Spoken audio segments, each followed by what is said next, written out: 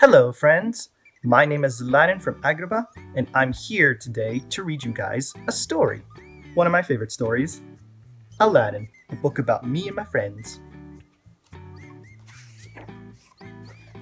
One night, an evil man named Jafar and his wicked parrot Iago were waiting in a faraway desert. Soon, a thief named Gazim rode up to them and held out the missing half of a scarab medallion. When Jafar fit the halves together, lightning flashed and the medallion raced across the sand. Jafar and the thief followed the medallion to the Cave of Wonders. Jafar ordered Gazim to go get the magic lamp that was hidden inside, but when the thief entered, he was eaten by the head entrance.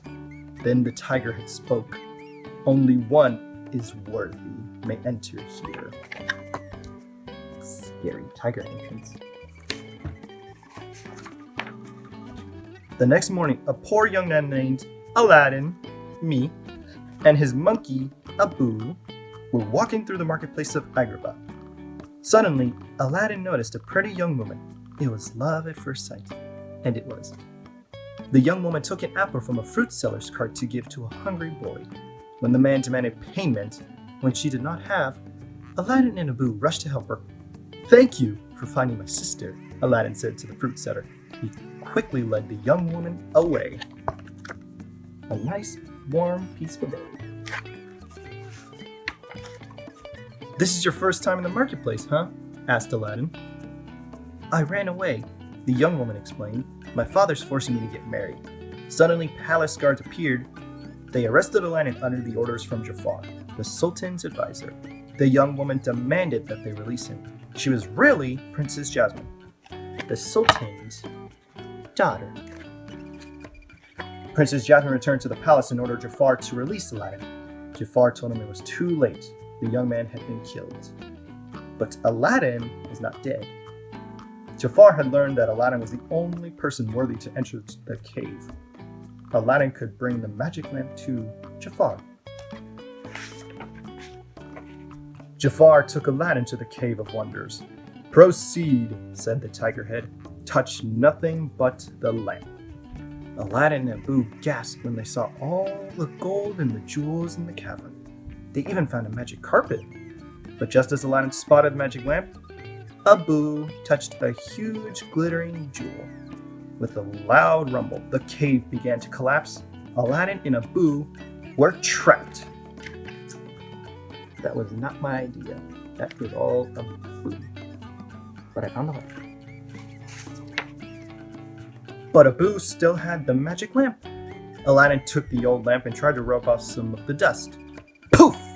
In a flash of swirling smoke, a gigantic genie appeared. "You're a lot smaller than my last master," he said to Aladdin. "Genie's my best friend." The genie whisked them all out of the cave on the magic carpet. Then he told Aladdin that he had 3 wishes. Aladdin asked the genie what he would wish for. The genie replied, "I would wish for freedom." So Aladdin promised to use his 3rd wish to set the genie free. But his first wish was to be a prince so that he could marry Princess Jasmine. Meanwhile, at the palace, Jafar used his serpent staff to hypnotize the Sultan. The poor Sultan was about to agree that Jafar could marry Jasmine. Suddenly, they heard the sounds of a parade. The spell was broken. The Sultan rushed to the balcony in time to see the arrival of a grand prince. It was Aladdin. Aladdin entered the throne room. "Your Majesty," he said, bowing to the Sultan, "I am Prince Ali Ababwa. I have come to seek your daughter's hand in marriage." The Sultan was thrilled. The law stated that Jasmine must marry a prince before her next birthday, which was only days away. But the princess did not want to marry Prince Ali. She was not in love with him. She was not happy that day.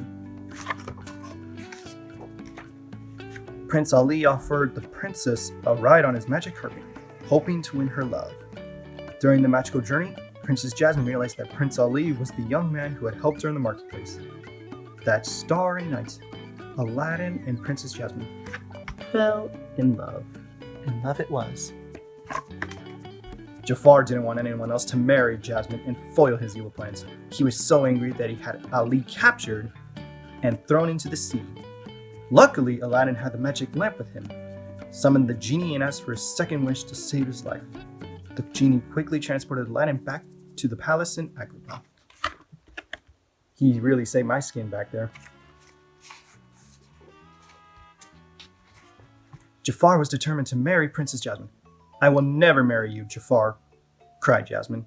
"I choose Prince Ali." But the Sultan was under Jafar's spell and he ordered his daughter to marry Jafar. Suddenly, Aladdin burst into the throne room and smashed Jafar's serpent staff. "He's been controlling you with this, Your Highness," said Aladdin. Immediately the spell was broken. "Traitor!" shouted the Sultan. "Guards, arrest Jafar!" But before they could capture him, Jafar escaped to a secret laboratory. He's a crafty one. As Jafar fled, he noticed that Prince Ali was carrying the magic lamp. The prince was really Aladdin. Jafar ordered his pair to steal the lamp. When Iago returned, Jafar made the genie appear. "I wish to be Sultan," he demanded. The moment had come for the Sultan to announce the wedding of Princess Jasmine and Prince Ali Ababwa. A cheering crowd had gathered in front of the palace. Suddenly, Jafar appeared in Sultan robes. The crowd gasped. "Genie, what have you done?" "Sorry, kid," said the genie sadly. "I've got a new master now." What happens next? Then Jafar made his second wish, to be the most powerful sorcerer in the world. Jafar the sorcerer lost no time turning Prince Ali back into Aladdin. "Jasmine, I'm sorry," cried Aladdin. "I'm not a prince. I cannot marry you." When Jafar finally banished Aladdin to the ends of the earth. When Aladdin found himself a million miles away from nowhere, he was glad that Abu and the magic carpet were still with him. "Back to Agrabah," he shouted to the carpet, "as fast as you can. Always bring a jacket with you. It was really cold that day." Jafar was in the throne room, enjoying his newfound power, when Aladdin appeared. "How many times do I have to destroy you, boy?" he roared. "You cowardly snake," Aladdin shouted. "Snake!" With a loud hiss, he turned himself into a giant cobra. Looking up at the power-hungry Jafar, Aladdin got an idea. "The genie has more power than you'll ever have," he jeered. "Yes," hissed Jafar. "You're right. I'm ready to make my third wish. I wish to be a genie." The moment Jafar turned into a genie, Aladdin smiled. Jafar had forgotten that a genie must live in a lamp. In an instant, he and Iago disappeared inside their own magic lamp. They were gone for good. And good indeed. The Sultan was overjoyed. That very day, he changed the law so Jasmine can marry any man she chose. And she chose Aladdin. And what did Aladdin do with this third wish? Let me tell you. He kept his promise and wished for the genie's freedom. "Look out, world!" exclaimed the genie. "Here I come. I'm free." And we all lived happily ever after. I hope you enjoyed my book, kids, and I hope you're all doing great and safe, and I hope to see you all soon sometime. Many much love from Agrabah, from me, Jasmine, Abu, and Genie. Hey guys, thanks for checking out our video. Do you have a friend or a family member that could really use a visit from their favorite superhero or princess right now? If so, make sure you check out the link to our website in the description below and reach out. Until then, we've got a bunch of videos that you can check out all ready to go on our channel.